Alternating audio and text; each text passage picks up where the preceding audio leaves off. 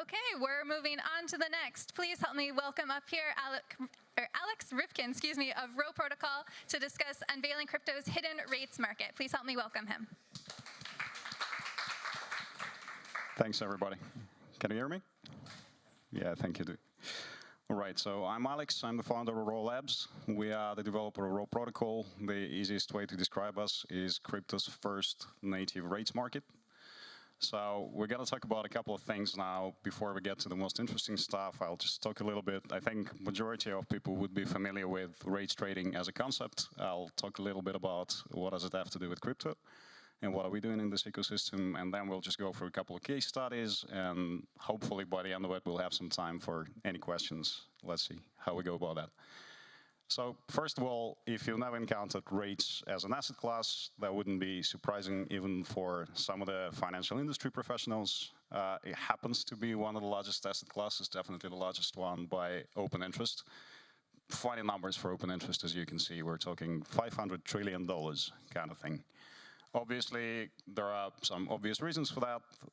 Rate derivatives are the easiest way to either manage your rates risk, and everybody now knows that whether you are a bond manager at PIMCO or you have a mortgage, you are affected by the rate fluctuations. That's why everybody is so keen on Fed announcements and the rest of it. So interest rate derivatives is the way to manage that risk and is also a way to profit from any fluctuations in rates quite handsomely. So pretty much every hedge fund in the world trades rates.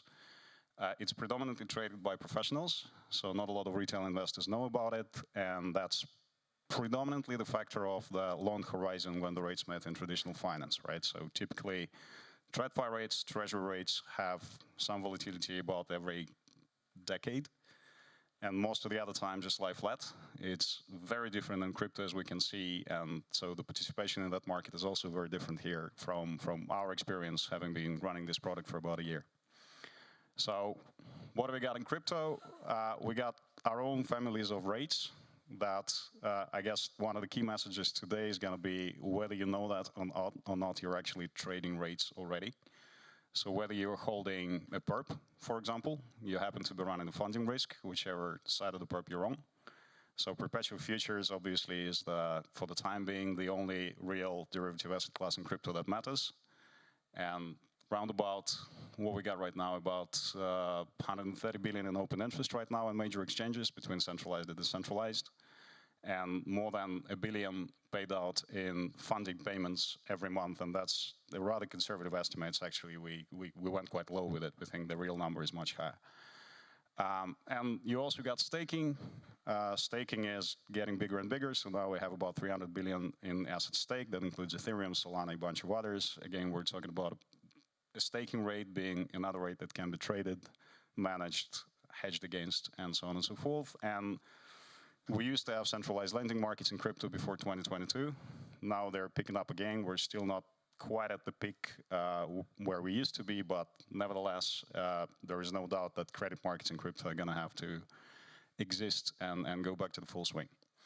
So just going through a couple of examples, I'll go through a couple of examples of trades, right? The two main use cases for rates trading anywhere in crypto, including, is basically hedging and speculative for-profit trading.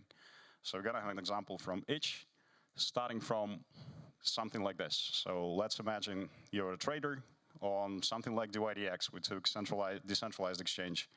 Specifically, it's a little bit smaller, but picking up, with Hyperliquid, DYDX, Vertex, and the rest of the guys picking up the volumes and derivatives trading. But even on centralized exchanges, the volatility of the funding rates is incredible. So again, we're talking about, even on Binance, you can see the funding rate on Bitcoin going from plus 50% to minus 20% over 72 hours. And that is, as you can see on the right? So this is DYDX rate. This is a chart for the past week, I believe. Yeah, 21st of May. And that's what happens with it. The number there is relatively low for the 1 hour rate, but we're basically talking about plus minus 50% on that chart, annualized. If you're a long perp, that's your hurdle rate.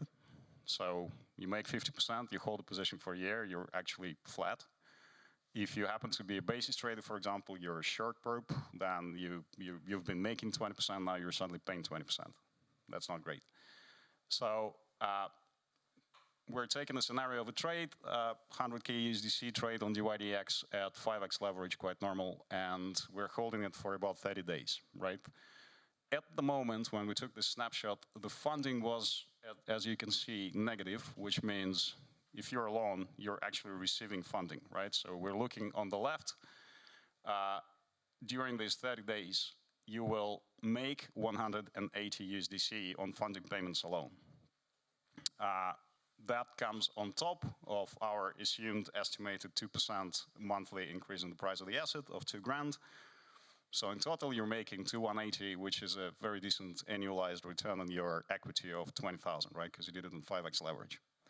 Now, unfortunately, that's probably not going to stay that way throughout the holding period because the average rate across the exchanges, and DYDX is not an exception, is about 1 basis point every 8 hours, which is kind of a standard clamp rate on Binances of this world. So chances are it's going to go back up, and you're probably going to be at around about plus 10, 11% annualized. What does it mean for your position? Sadly, instead of making 180 bucks on funding, you're losing 900 bucks on funding. Again, not great, and the funding and the P&L impact of that funding payments is basically almost halving your gains on that trade, and that's a 30 days holding period, right? Again, your annualized ROE is dropping by half. Not great. The point of this slide is basically funding matters, because when you look at it as 1 basis point per some kind of number of hours, it doesn't really attract your attention quite often. Typically, retail investors tend to discover that funding matters hard way. Institutions are a little bit smarter, but I guess this is pretty illustrative.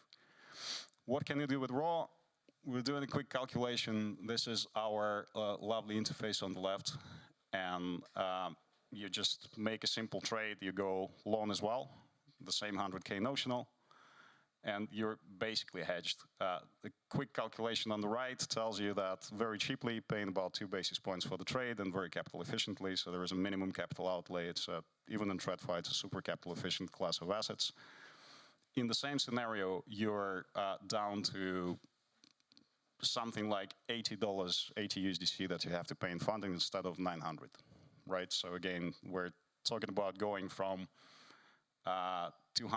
we had 2,180, and now we're at 2,050, but that's pretty much guaranteed impact of funding on your P&L. From my standpoint, it's a kind of a no-brainer. So again, back to the original point, the rates matter, and even if you don't know that, if you're not doing that directly, you're trading rate mate. So you got to do something about it, you got to be aware of that. Second example is more of a speculative trade, and we took a very simple scenario. We actually have a blog post and a bunch of other things on it. This is a speculative trade. We're looking at the spread between funding rates on Binance and OKX for Bitcoin, if I remember correctly. Yeah, Bitcoin perps. It's a very simple idea. Funding tends to be mean reverting, and typically, there is a spread between the exchanges. Binance and OKX treat funding differently, but there is always a kind of an observable pattern of the difference, the spread between those two rates. Normally, it sits at something about plus 2%, sometimes to plus 5%. At the moment when we looked at that, it was at minus 3%. And the idea is, what if it goes back down, which is quite likely, which is the observed behavior. So what can we do about it? Basically, this is the setup of your trade. In the top right corner, actually, there's going to be too many QR codes on this presentation, but this is one of them which leads you to that blog post on that trade when it's discussed in more detail. But essentially, you go quick, long, short Binance OKX trade. Again, very capital efficient. You need about $1,000 of collateral to run this trade. And the spread actually ended up shifting by about 7%, so going back to that normal range of plus 2, plus 5 in about 22 days, after which we closed the trade, making about 21% on it in 22 days. Yeah. And that is how the speculative trading, it's kind of quasi-non-directional, quasi-market neutral. There are plenty of trades like that, curve trades, exchange spread bets, a bunch of other things you can do. Or if you happen to have a view where the rates are going to go in general in the crypto market, that's the cheapest way and the easiest way to exploit it using a single venue. we also got an LP Vault. That is a product we launched recently. Just left it out there. It earns some pretty decent returns to the LP investors. It currently reached its cap quite quickly after we launched it in about 72 hours. But keep an eye on it. We're now taking signups for the waitlist. We're launching a bunch of new products. We'll need more liquidity, so that one is going to open up again. That is it. If we have any questions from the audience, happy to answer that. Sir? What's the counterparty risk of You're trading against an LP pool, essentially. It's set up as a DEX. It's all fully on-chain, the collateralization ratios you got on our stats page and everything. So you're not taking a particular counterparty risk, you're trading against liquidity pool. Do we have any other questions? We do have a few minutes, actually. Would that be the first? You were the first one, actually. It's well done. You get a gold star. Thank you. Any other questions? everything's live and audited? Everything's live, audited. Audit reports are open source, all available. You can scan up.Rho trading out there and check our landing page for the audit reports and the rest of it. I'll start trading right now. It's about, I think, $100 notional for the time being, which is equals about $2 of minimum collateral. I think no particular minimums. All right. Thank you very much. Thank you so much.